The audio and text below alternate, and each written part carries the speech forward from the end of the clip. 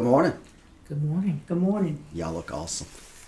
Thank you. Okay, I'm Robert Dawson, and we are here with Central Virginia Alliance for Community Living with Deborah Silverman. And Deborah, what's your title? I'm the executive director. Oh, so everything's blamed on you. Yes, that's exactly right. Sort of like me. Yep. That's okay. Vickie Craig.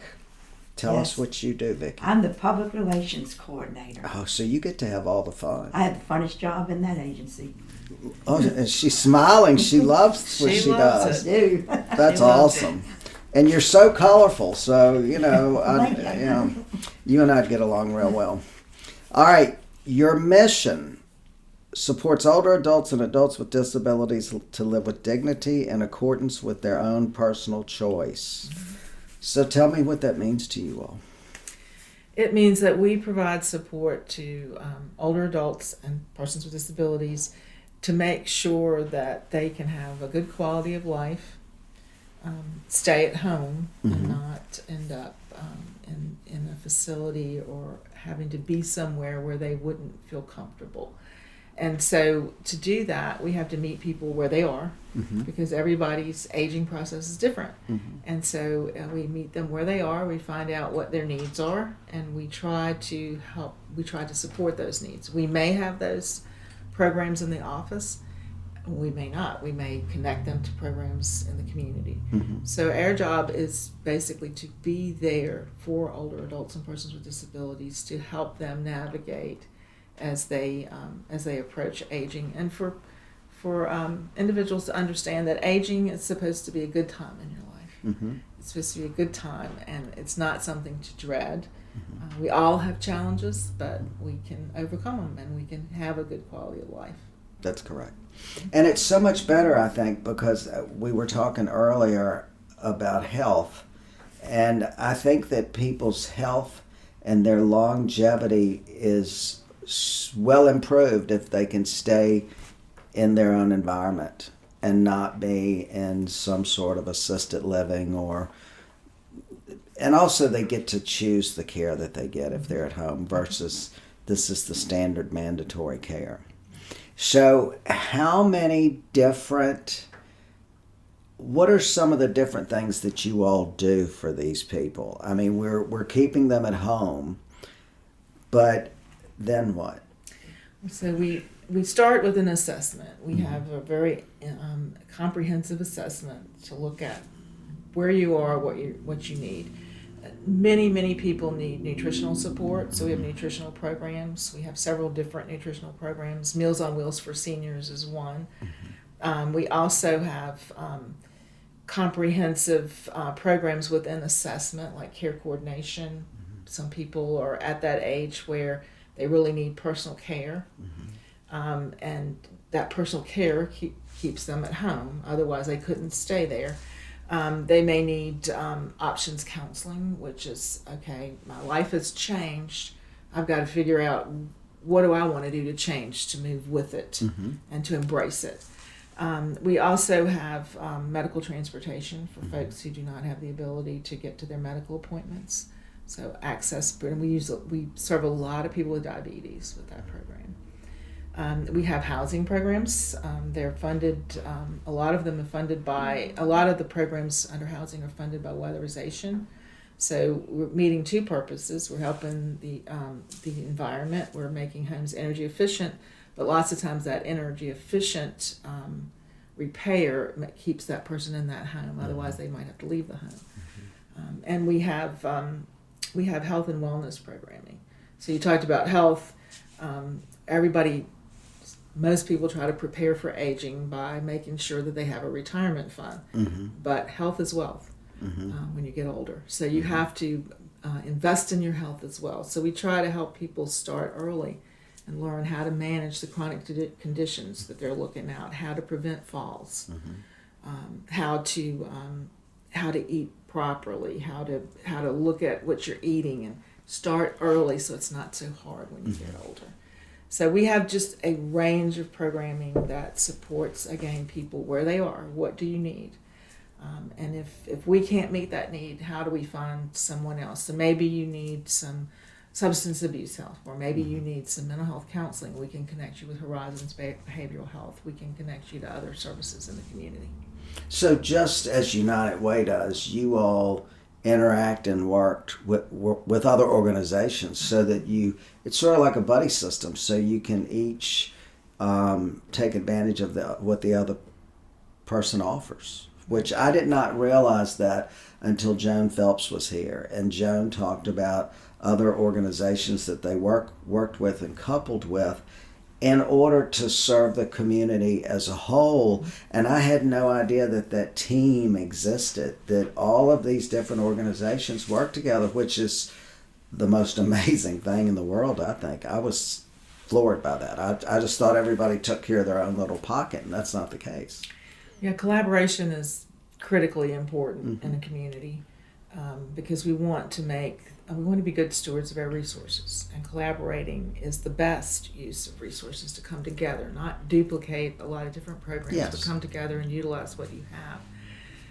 And it's in 2014 we changed our name from Central Virginia Area Agency on Aging to Central Virginia Alliance for Community Living. And that alliance means a lot to us, that word alliance, because we do want, if we can't do it, we want to connect folks with people who can do it, but we also want to support folks that can do it. So, we've done things like allow other organizations to utilize our resources of our office. We've helped other organizations by letting them utilize some of our vehicles at times. Anything we can do to help the community be a livable community is also very important to us, because livable community for someone who is aging is going to be a livable community for a mother with a stroller. Livable community is a big piece of what we do. And it has to involve that collaboration and working together as partners. That's amazing. So, do you, as an executive director, or any of the other people that might be executive directors or whatever they prefer to be called, do you all meet? How do you collaborate with one another? That's a good question. United Way used to have a collaboration of the directors from the programs that they supported, and that was a great opportunity. And that disappeared probably about 7 or 8 years ago. So we don't have an avenue to come together to collaborate much anymore. However, we are working now with Lynchburg College, or University of Lynchburg, to work on a program called Thrive. And within Thrive, we're going to work together as nonprofits in Lynchburg to see how we measure our outcomes more effectively and are more aware of outcomes, because we're pushed towards doing things every day. Sometimes we have to back up and say, well, what's the outcome of that? What does it mean? So we're working together with the college to do that, and to also realize collaborations in that process, okay, and to be more in touch with what's happening in our nonprofit community so that we can collaborate and work together. So it's interesting you brought that up, because there has been sort of a void for us to meet and work together lately. We work together sometimes with our aging partners, but we might not be working with our family services partners. And what's happening so much in our community is, grandparents are raising children. Yes. And so children are very important to us, although that's not the focus of our programming. But so, yes, we do get together, we do try to work together, but I think this Thrive initiative is going to be very important too, as we move through that. So when you get together as a group, are you together for 4 hours, 6 hours, a whole day? What was that like in the past? If we get a couple of hours to be together, we're lucky. Oh, really? Executive directors of nonprofits are very, very, very busy. And I travel. I work with the state association, so I meet quarterly with the state directors of organizations that do what we do. I'm also on the board for the Southeast Association, so I meet with those folks, and we spend a day or two together.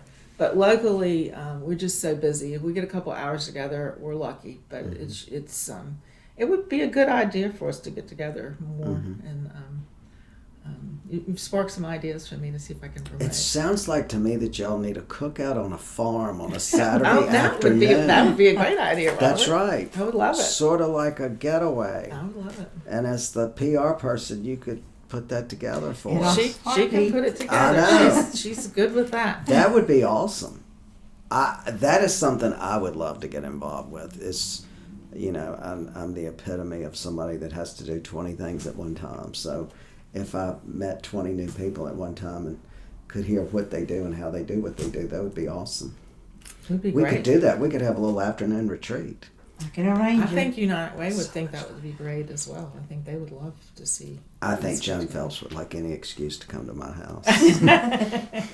So, I like any excuse to spend time with Joan Phelps. so do I. love She her. is amazing. She's I've known her absolutely for- amazing. I've known her too many years to admit that would be admitting how Me many too. years I've been around. Me too, you're right. Okay. Dragon, yes, that's what we call her, Dragon. So let's talk about the more fun part, and then I'm going to come back to something else. So public relations, what are all the wonderful things that you do, and how do you get people to give you all money to invest?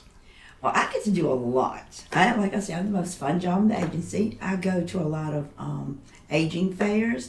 I go to what they call senior socials. The counties have them, and we're there. Some of them we help sponsor different things at the events, like entertainment or a meal. And then there's lots of vendors. And see, that's where I get to see our peers, because we're all set up with what we're doing, and then we talk to each other, and we kind of know what's going on around, and then I bring it back to Deborah what I hear what's going on. So I'm out and about a lot. I'm here, there, and everywhere. That's awesome. I tell people, you never know when I'm going to turn a corner. And Well, she's a primary role in our annual fundraiser, our Taste of the Derby event. We Yes. spend many hours on that. so tell us all about that, because I'm so excited to be involved with that this year. We are so excited to be having it, because this party has been planned for 3 years.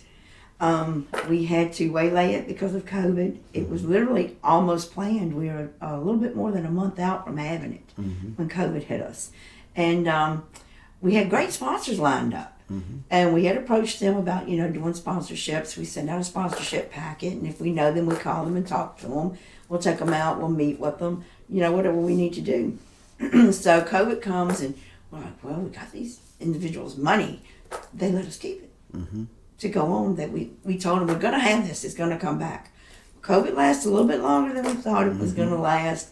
It was mean to us. The numbers would come down, and we think, yeah, we're going to have this. And then they go back up. And it'll be like, no, because of what we do, we just couldn't see fit to bring that many people together in a room. Correct. With that going on. So we waited, and, good things come to those who wait. So we went back to our sponsors, and we told them we're having it. And then some of them gave us even more money, because we were such good stewards about holding the money. We didn't spend it. We kept it in an account. We let them know from year to year what was going on. We had ticket holders. We had sold quite a few tickets to that event, to the 2020 event. And our ticket holders stayed with us. So I have people that have been holding on to tickets and tables, and they'll be there on Saturday, May 6th. So it's exciting. It's going to be an exciting night. You're there. I'm going to be You're there. a sponsor, yes. I am most Yay, certainly yay, going to yay. be there. Thank you. It's actually a privilege. And Deborah, I have to tell you, Deborah is, Joan Phelps roped me in, but you were so kind. But Deborah was like, oh, I'm going to send you this, but you don't have to do it. Don't feel pressured. And I'm like, oh God, how can you not do it when somebody tells you don't have to? That's like your mother saying, why did you do it? And you say, I don't know. Well, you're going to love it. Oh, I'm going to love it. I'm going to You're have gonna fun. love it. It's fun. We have the Deanie Blues Band. I don't know if you've ever seen them. I The have award-winning blues band. He's an older gentleman, the one that leads it up, but they're great. We're going to have casino games. Everybody loved the casino games. This is their third derby, and the second one was when we added casino games. They loved it. We make our own homemade mint juleps, and we have great food. It's really a fun night, and it's been so well received. We've been sold out from the first one we started, which is amazing for a new nonprofit. That is amazing. And we have a fun night of dancing, and people are gaming, and there are a lot of silent auction items, and women love getting dressed up and wearing their hats, and the men like it as well. The men have enjoyed. We've had some men with some very interesting hats and enjoying it. It's just a fun event, and then we stop everything when it's time for the Run for the Roses, and very exciting. The last time was the Run for the Roses, where it was contested. Yes, thank you. It was contested, so that was interesting to happen in the middle of the journey. But we had a great time, and great people having a lot of fun, and it's one of the fun things. It takes a lot of work to make it happen, yes. But when we get there, we have fun. It takes a lot of work to make any event happen. So tell us about, you've got the poster, and you said, of course, that we're sponsoring, but I just think we should give a shout out. Tell us who else is sponsoring. Well, we have in our winter circle, we have Virginia Housing, and we have Home Instead, Senior Care. We have Genworth. Genworth is a huge community partner with us in a lot of things that we do other than this. They are wonderful. Then we have American National, Bank and Trust. We have Sonny Merriman, who makes the buses and the vans, and they actually make the vans and buses that we use within the agency for our transportation. So they're a great partner too. We have Centra.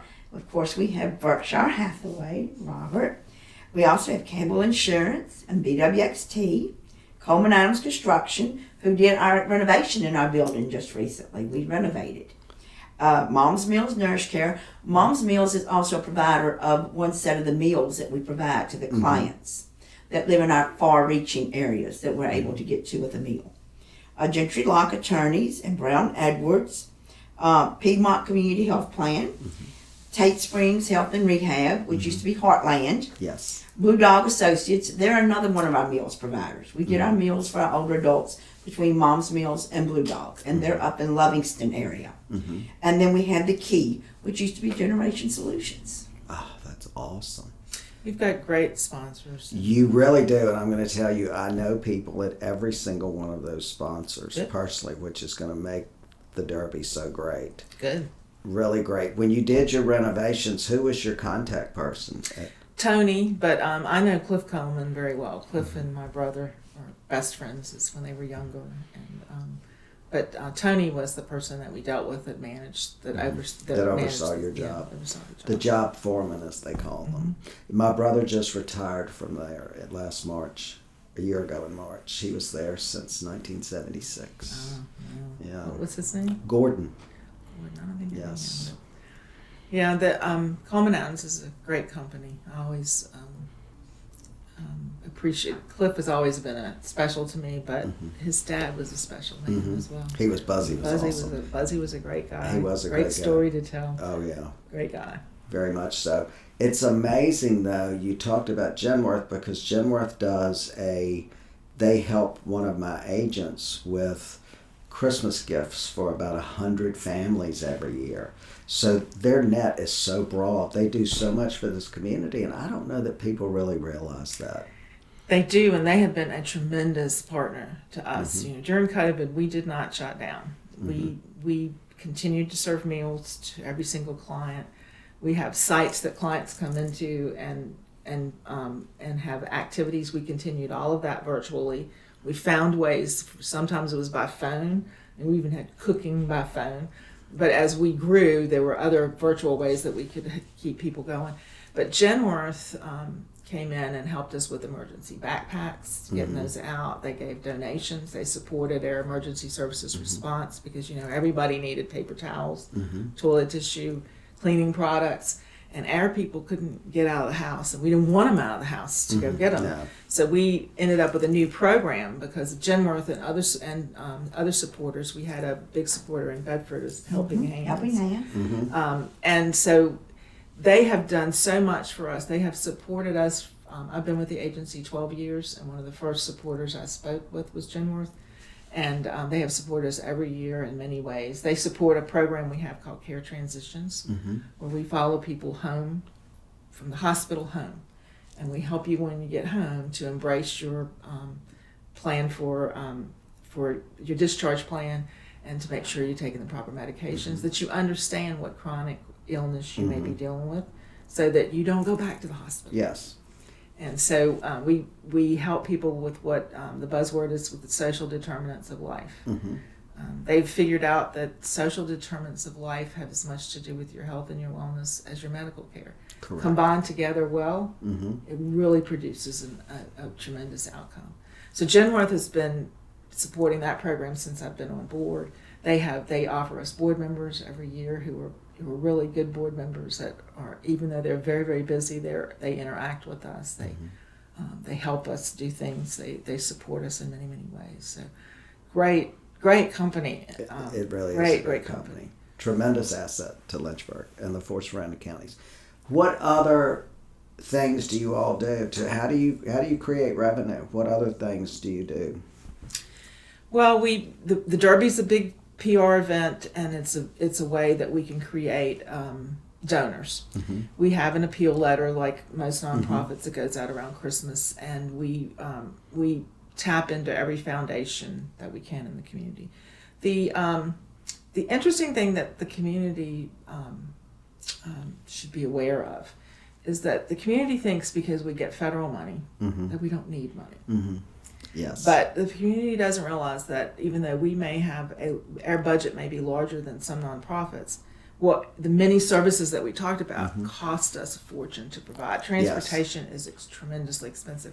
So we always need the donations, and the federal funds come with a requirement for community match.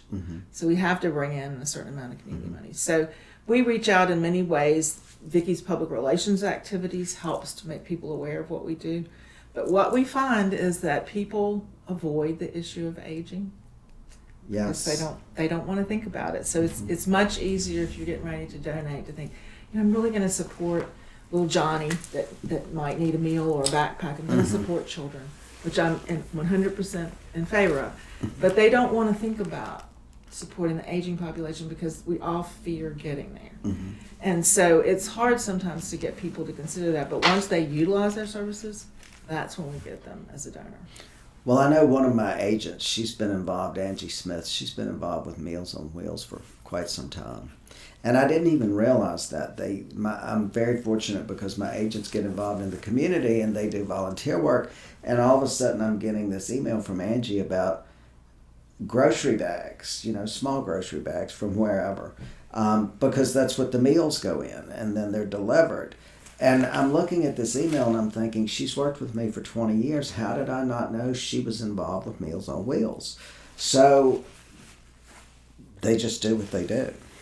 Well, and people don't realize there are 3 Meals on Wheels programs in our area, and we are one of those.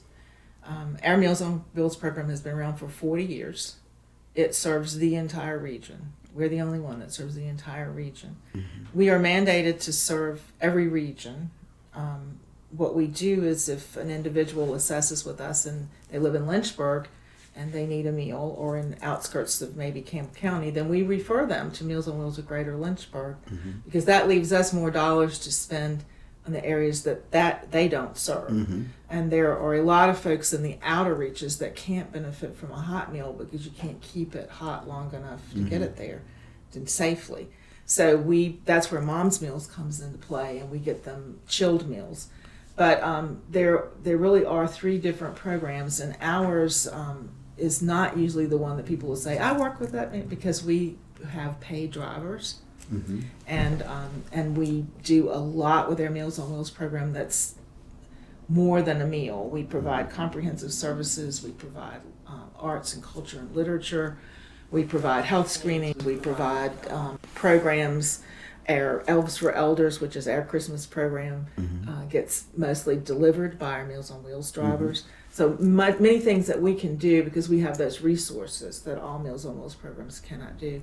But we do work collaboratively with them, because with all 3 of us together, we can't meet the need. It's a tremendous need, and we all do tremendous work, and we try to work together to meet that need. But it's a wonderful program. It is. It's awesome. Before we stop, I want to ask you both something. and this may be an odd question to you, but tell me what the saddest thing is that you think you've ever seen. I'll let Vickie address that one. We do Elves for Elders, Mhm. and that is a Christmas program that we do provide Christmas gifts to our homebound and most vulnerable clients. And I have the privilege of, that's one of my programs, and I have my elves, so I have my crew. And I get to deliver, because I love to deliver these gifts. And there's a little lady who lives in Bedford County.